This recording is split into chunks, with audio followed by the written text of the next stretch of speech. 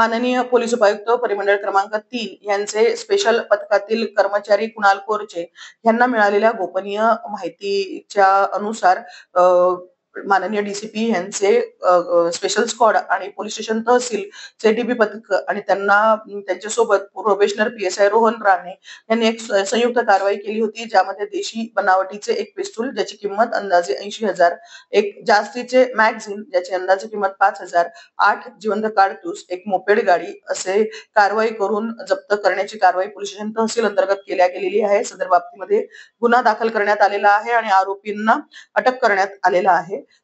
या प्रकरणी अधिक आरोपी आहेत काय, ती पिस्तूल आरोपितांनी कुठून आणली होती याबद्दलचा तपास प्रक्रिया अजून चालू आहे। अटक आरोपितांना आज माननीय न्यायालयापुढे हजर करून पुढील कायदेशीर कारवाई आम्ही करीत आहोत। सदरची कारवाई माननीय पोलीस आयुक्त डॉक्टर रवींद्र कुमार सिंगल, माननीय जॉइंट सीपी रेड्डी सर, माननीय ॲडिशनल सीपी दाभाडे सर, माननीय डीसीपी राहुल मदने सर, माननीय एसीपी अनिता मोरे मॅडम यांच्या मार्गदर्शनात करण्यात आलेली असून संपूर्ण कारवाईमध्ये 1,41,000चा मुद्देमाल आतापर्यंत जप्त करण्यात आलेला आहे आणि कारवाईमध्ये प्रोबेशनर पीएसआय रोहन राणे,